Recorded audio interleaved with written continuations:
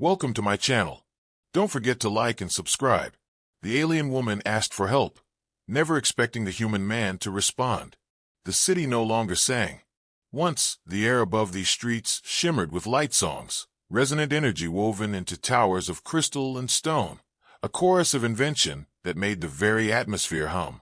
Now there was only silence, broken by the occasional screech of warped metal collapsing under its own exhaustion. The tower stood like broken teeth, jagged against the twilight sky, bleeding faint blue luminescence from fractured cores. Veyra stepped over another fissure in the pavement, her long ears twitching at every echo, as though the city itself mocked her for surviving it. She pressed the transmitter to her lips. It was ancient, its casing cracked, its core hardly stronger than a child's voice on the wind. She had rebuilt it from scraps, patching filaments with strands of her own hair, coaxing it into giving her just enough output for a whisper. She doubted it carried farther than a few streets. Still, she spoke into it, quietly, almost laughing at her own futility. "Is anyone there?" Her voice cracked. She added, with dry humor, "Preferably someone who's not planning to stab me on sight." Static answered. She wasn't surprised. She leaned her back against a collapsed archway, sliding down until her boots crunched on shards of glassy stone. The war was over, if one could call two corpses lying side by side over. Her people were gone, scattered to dust. The humans had won, or at least that's what their scorched earth suggested. She tipped her head back, ears twitching, and laughed bitterly. "Brilliant, Veyra. Talking to no one. You've officially joined the lunatics' choir." Then a voice cut through the static. "I'm here."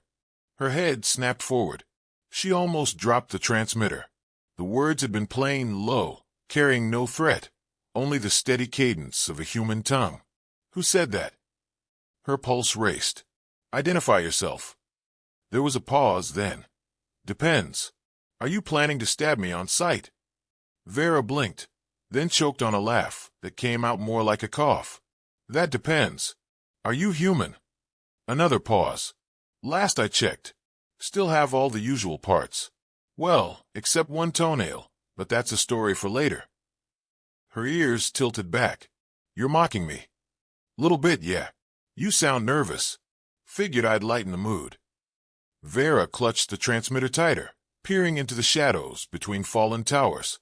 Shapes shifted there, but it was hard to tell if they were broken machinery or someone moving deliberately. "Step into the light," she said, her voice low. "Show yourself." When the figure emerged, she almost regretted asking. He was tall, armored in human combat, plating scuffed nearly to ruin, the plating mismatched as though scavenged from multiple units. His helmet was clipped to his belt, revealing a square-jawed face, smeared with soot and dirt. His hair stuck to his forehead in damp strands. Yet his eyes were alert, sharp, and, most surprising, amused. "Well," he said, looking her over. "Not what I expected when I followed the world's saddest distress signal." She stood quickly, brushing dust from her robes. "And what did you expect? A weapon? A trap? Honestly, a dying radio asking for free car insurance." He smirked. "Instead I get a—" He waved vaguely at her ears. "Sorry, but are those functional?" Her eyes narrowed. "They are part of my body." "Yeah, but like, do they pick up satellite channels? Because if they do, I'd love to borrow them. Haven't had music in weeks." Against her will, Veyra's lips twitched. She hit it quickly. "You're insufferable." "Name's Dax," he said, tapping his chest plate with a faint metallic clink. "At least the part of my name you could pronounce without spraining your tongue. And you are someone who should not be speaking with you." "Cool. That'll make introductions easier. So, someone who should not be speaking with me. Where are we heading?" Her eyes widened. "We." Dax gestured at the ruins. "Unless you've got a secret spaceship hidden under this rubble, I'm guessing you're stuck." "I'm stuck. Neither of us is getting out without a little cooperation. You're smart. Look at all those glowy ruins you're not dead in. And I can shoot things. It's fate." Veyra folded her arms, ears flicking in irritation. "My people's wisdom says fate is a superstition. Mine says fate is just what happens when bad luck runs out of imagination." She stared at him, utterly baffled. He only grinned wider. Still, she couldn't deny the logic. Her transmitter could not call beyond the ruins. She had food for perhaps 2 days, water for one. Alone, she would wither in the silence, her death another forgotten echo among many. With him, perhaps survival was possible. But he was human. The enemy. The stories told by her elders painted humans as unfeeling, merciless, creatures of iron and fire. Yet this one cracked jokes like a child defusing a nightmare. "I will walk with you," she said finally. "But understand, if you betray me, I will not hesitate." "Same," he said cheerfully. "Glad we've established trust." They started through the ruins together. At one point, Dax tripped over a shard of crystal that pulsed faintly, as though remembering its purpose. He swore, kicked it, and then yelped when it zapped him with residual energy. Veyra raised an eyebrow. "Perhaps it doesn't like being stepped on." "Yeah, well, I don't like glowing rocks with an attitude. Guess we're even." He shook his hand, muttering. For the first time in what felt like centuries, Veyra's laugh was genuine. It startled her, echoing too loudly through the hollow city. Dax grinned at her, triumphant. "See, knew I could get you to laugh. It's my superpower." "You are not special," she said, but her smile betrayed her. "Tell that to my toenail. That thing died a hero." Their footsteps carried them deeper into the skeletal streets, their banter weaving itself into the silence like fragile threads of music, daring to challenge the city's morning hush. And though Veyra would not admit it aloud, her heart no longer felt entirely alone. Dax had a way of walking that made Veyra's ears twitch. He didn't move like a soldier in hostile territory, quiet, measured, careful. He clomped. Every step echoed across the broken street, metal boots crunching against glassy shards, as though he were daring the ruins to notice him. She kept glancing over her shoulder, expecting some rusted drone to come wheeling toward them, but Dax just strolled along, humming tunelessly under his breath. "Are you trying to alert every predator within 5 miles?" she hissed. "Predators already know I'm here," he said. "I'm broadcasting my presence like a champ. It's part of my strategy." "Strategy?" She raised a brow. "Yeah. See, anything dumb enough to come at me is basically volunteering to donate its parts. You'd be amazed what you can build with teeth and metal plating." She gave him a long, incredulous look. "That is the worst strategy I've ever heard." "Maybe, but it's working. You're still walking next to me, aren't you?" She tried to suppress a retort, but her ears betrayed her, angling backward in annoyance. He noticed and grinned like he'd scored a victory. They passed a collapsed bridge where twisted support beams jetted upward like skeletal fingers. In its shadow, something stirred, 3 scavenger drones. Their chassis rusted but still functional. Their sensors flickered red as they rotated toward the pair, scanning. Veyra froze. Dax sighed, unholstering his weapon with the casualness of someone checking the time.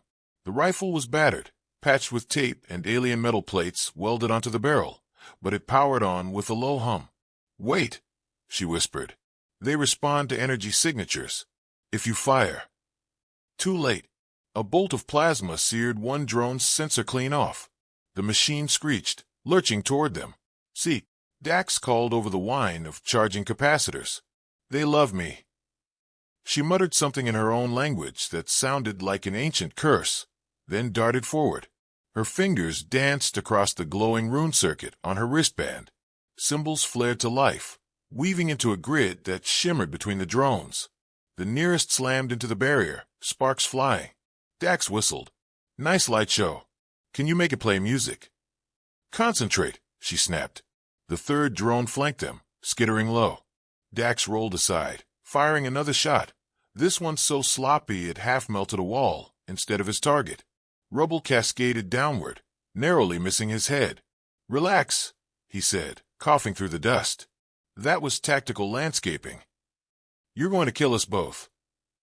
And yet, he vaulted over a fallen beam, landed awkwardly, and emptied another plasma burst into the drone's undercarriage.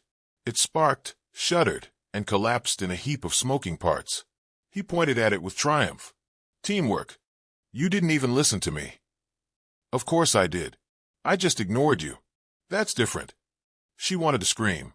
Instead, she redirected her barrier field, compressing it into a pulse that blasted the remaining 2 drones backward. One toppled onto its back, legs twitching like an overturned insect. Dax casually strolled over and stomped on its core with a metallic crunch. When the last was still, Veyra dropped the barrier, shoulders heaving. Her ears twitched furiously. "You're reckless, undisciplined, irritating beyond measure. And effective," he added. "Don't forget effective." She turned away, muttering, "It's like traveling with a child." "Correction," he said, reloading his rifle. "A handsome child." For the first time since the war, she considered homicide. Later, when the ruins grew quieter again, they found a crumbled plaza with half a dome still intact overhead.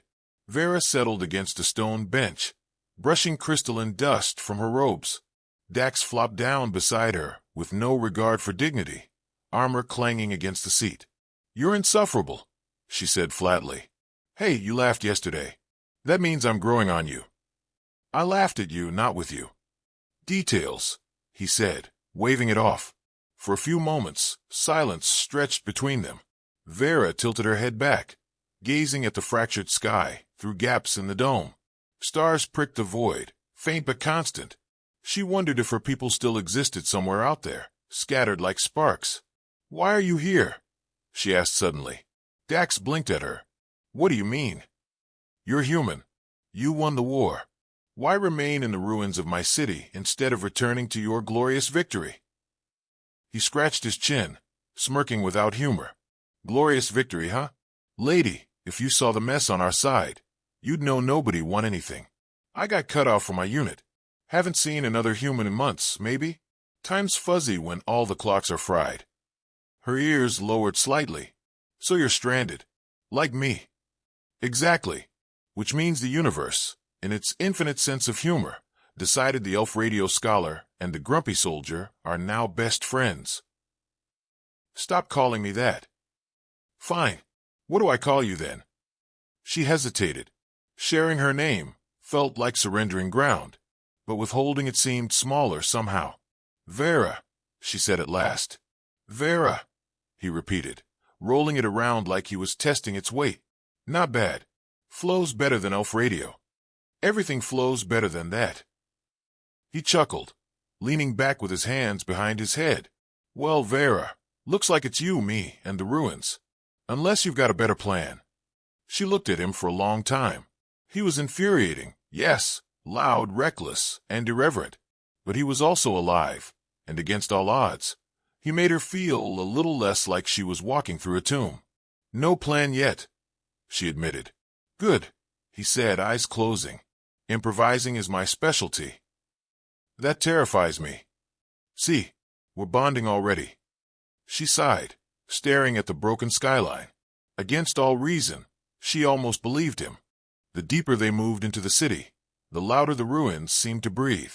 Air hissed through broken conduits. Crystal shards hummed faintly, as if still trying to power a system that no longer existed, and every now and then a far-off crash made Veyra's ears snap toward the sound. Dax, of course, treated the place like it was an abandoned amusement park. "Look at this," he said, kicking at a twisted panel half buried in dust. "Your people built a door that sings when you poke it. We humans, our doors squeak and try to take a finger off when the hinges rust. Guess who's winning that competition?"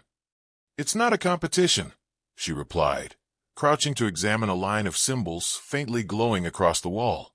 "Everything's a competition, except taxes. Nobody wins those."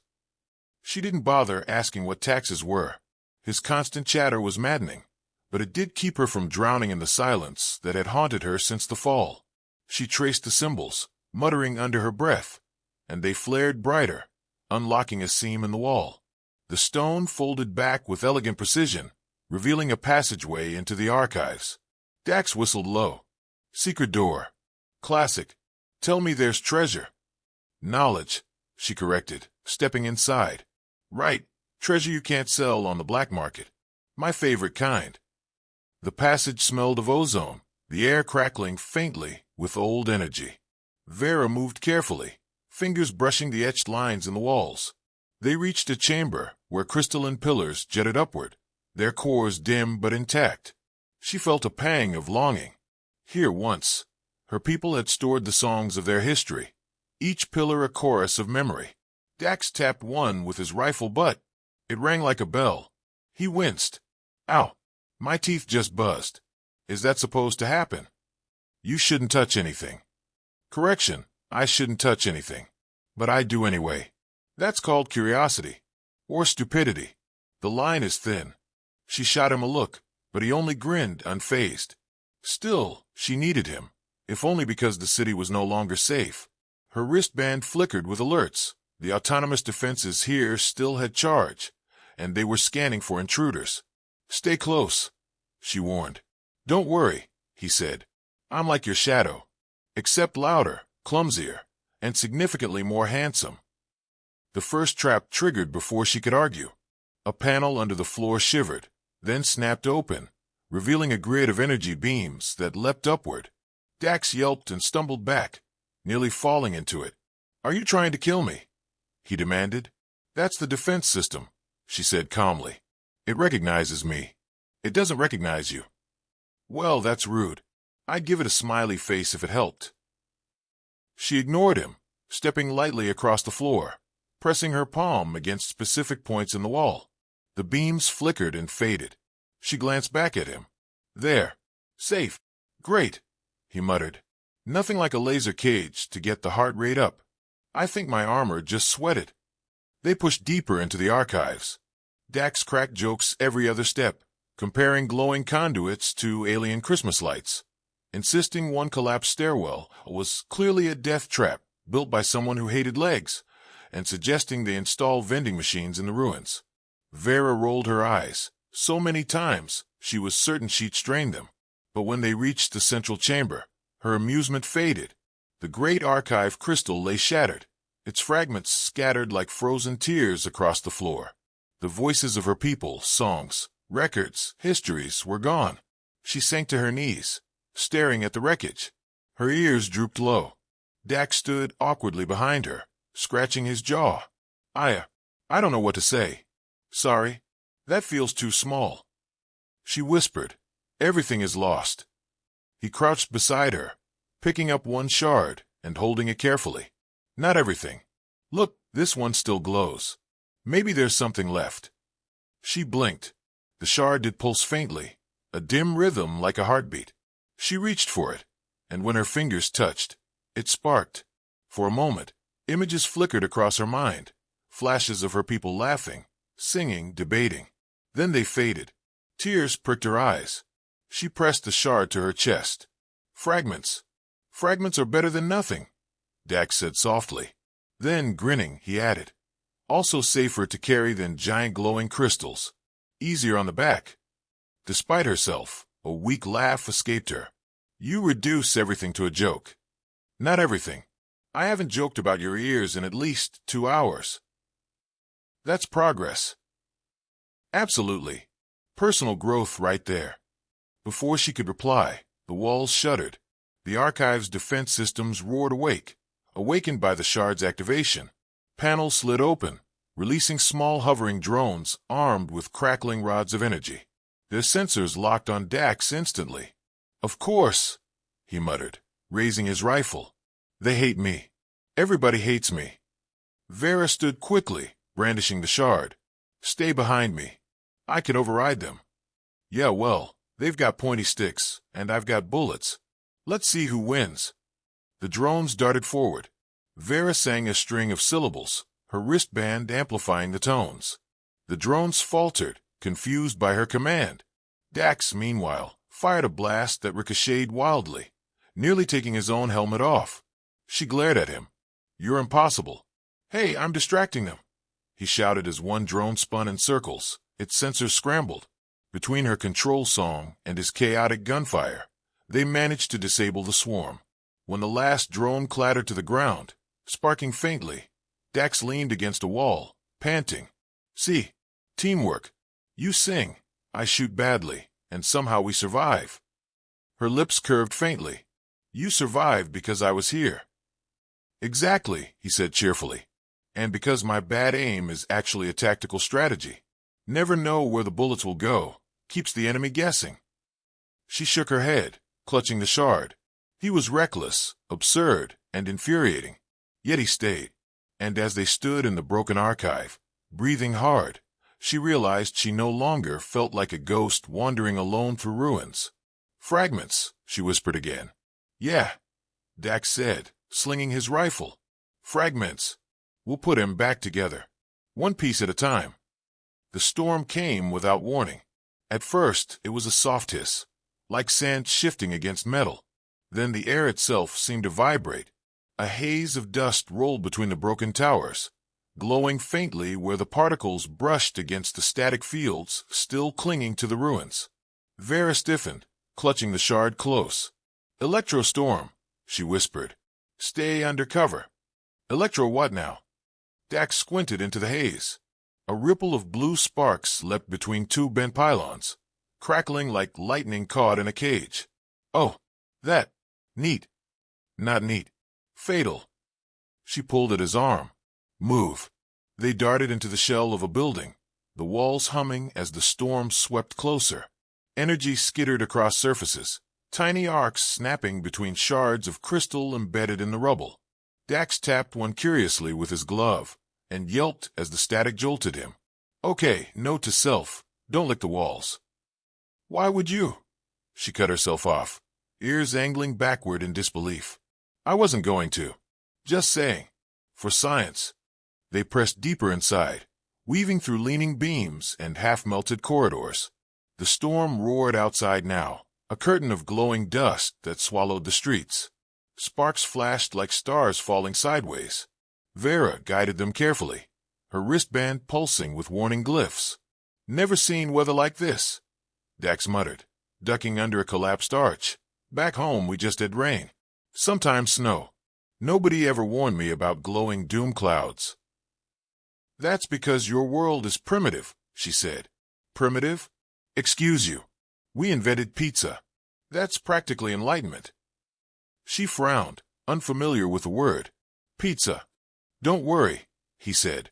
One day I'll cook you one. Assuming we don't die in here first. The building shuddered. Loose panels rattled, then tore free, sucked into the storm outside. A roar followed, as though the storm itself was hungry. Veyra pressed her palm to a wall, murmuring a command. A shield flickered across the entrance, sealing them in with a dim glow. Temporary, she said. It won't hold long. Then we keep moving. They pressed upward, following stairwells that spiraled toward what had once been a sky garden. Roots dangled from above, dried and twisted, reaching down like skeletal hands. Dax poked one with his rifle. Creepy, he said. Sacred, she corrected sharply. These gardens were where scholars meditated. Still creepy, he insisted, though softer this time. The garden itself was shattered, its floor cracked open to reveal the city below. Through the gaps in the shielding, the storm glowed like a living thing, writhing and shifting around the ruins. Veyra stepped carefully to the edge, clutching the shard. Dax joined her, tilting his head. Looks like the whole place is inside a lava lamp. Dangerous, sure, but pretty. 10 out of 10 for style. You speak nonsense, she murmured, though part of her lips twitched. They stood together, watching the storm roll through.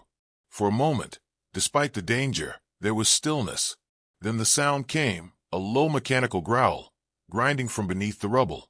Veyra spun, ears sharp.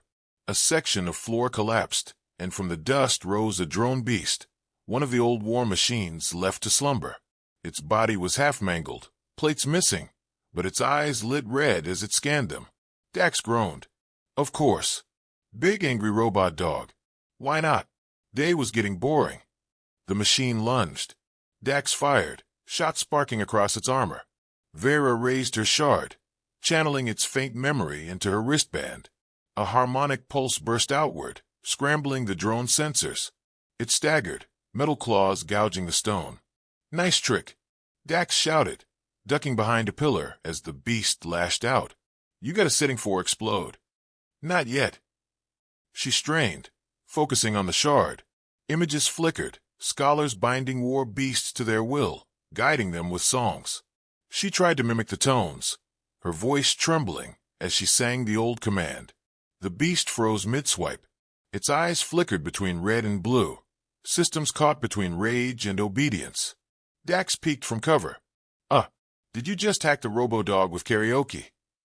Stay quiet, she snapped, continuing the chant.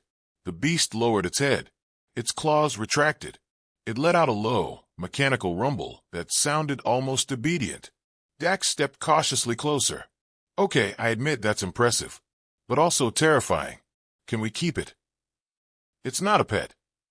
Sure it is. Look, it's wagging its, well, okay, maybe not a tail, but it's definitely into you. She glared, though her shoulders sagged with exhaustion. The shard dimmed, its energy nearly spent. Still, the beast remained still, waiting. Dax patted its flank with reckless cheer. I'm naming him Clank. You cannot name it. Too late. He's Clank now. Before she could argue, the storm outside roared louder, battering the shield with renewed fury. Sparks rained down, sizzling against the floor. Dax glanced at her. Shield's not gonna hold, is it? No. Then it's you, me, and Clank against the glowing apocalypse. Honestly, I've had worse days. She almost laughed at the absurdity, but swallowed it. We must move. Now.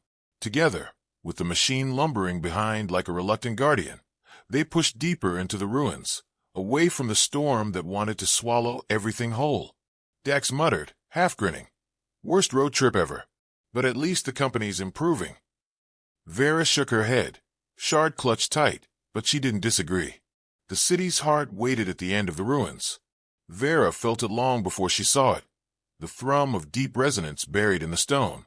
The faint pull of energy that tugged at the shard in her palm. They descended through twisted corridors, Dax walking at her side, Clank lumbering behind them with heavy steps that rattled the walls. The storm had passed, leaving the air crackling with residual static. The ruins whispered, alive again, as if they too knew the last secret was about to be uncovered. Not to be dramatic, Dax said, adjusting his rifle on his shoulder. But if this turns out to be another glowing death trap, I'm suing. Don't ask me who I'm suing, but I'll find somebody. She rolled her eyes, but her lips curved. If you die here, you will not be alive to sue anyone. Details, he said. Always with the details. The chamber opened before them, vast and circular, its dome still intact though cracked with age. At its center stood the vault, an immense crystal spire, its surface fractured but still glowing with inner light. Streams of broken data coursed along its facets, shimmering like frozen rivers. Veyra's breath caught. This was it, the last archive of her people, the heart of their history. She stepped forward reverently, pressing the shard against the spire. The glow brightened, flowing into the crystal, stitching cracks together with threads of light. Images bloomed in the air around them, holograms of her people, their laughter, their songs, their discoveries. Fragments knitted themselves into stories. The archive lived again, though incomplete. Dax whistled. Okay, that's officially cooler than pizza. Her chest tightened. For so long, she had believed everything was lost. Yet here it was, fractured, yes, but alive. But the vault's awakening carried a price. The air shimmered, and alarms pulsed faintly through the ruins. Veyra's wristband flared with warnings. Someone is coming, she whispered. Someone who likes shooting things? Dax asked grimly. Both humans and my people, she said. Remnants. They will see us both as traitors. As if on cue, the chamber shook. Armed figures emerged from broken passages, scarred alien survivors with blades of crystal, and armored human deserters with rifles. Both groups hesitated when they saw the unlikely pair standing together before the vault. Then, as if by unspoken agreement, they attacked. Great, Dax muttered, readying his rifle. Everybody hates us equally. Real confidence boost. The battle exploded in chaos. Veyra sang command tones, projecting barriers that flared like glass walls, deflecting blasts. Dax fired with his usual reckless cheer, muttering commentary with every shot. Headshot. Okay, more like wall shot, but close enough. Clank roared, barreling into the enemy, scattering them with mechanical fury. Sparks rained as steel clashed with crystal. Despite the danger, their movements began to synchronize. Veyra's barriers opened just as Dax dashed through them, his rifle covering her flanks. His reckless shots forced enemies into her traps, where her harmonic pulses disarmed them. They bickered between blows. "Worst date ever," he shouted over the noise. "This is not a date," she yelled back, blasting a soldier into unconsciousness. "Could have fooled me." Even as they fought, Veyra felt something shift within her. Once, she would have faced this alone, certain no human could ever stand at her side. Now she fought with him, not in spite of him. The war had taught her to see humans as destroyers. Yet this one carried her through ruin with jokes and stubborn loyalty. He had taught her something she had not thought possible. Laughter could be a shield. The battle ended as quickly as it had begun. The last of the remnants fled, unwilling to face the strange alliance of scholar, soldier, and machine. Silence returned, broken only by Dax's heavy breathing. "Well," he said, lowering his rifle, "I'm officially adding this to my resume. Defended alien library with elf radio sidekick and her pet tank." Veyra's ears tilted back, but she smiled faintly. "You're impossible. And you're stuck with me," he replied. She turned to the vault, where the images still shimmered. "Fragments remain. Enough to rebuild. My people's memory will not be erased." "And you?" he asked softly. "What about you, Veyra? What's left for you?" She looked at him, truly looked. At the soot on his face, the stubborn glint in his eyes, the ridiculous grin that had carried her through despair. Once, she had thought herself alone. Now she was not. "I will rebuild," she said. "Not only what was lost, but what can be new." He raised his brows. "That sounded suspiciously like you just invited me to help."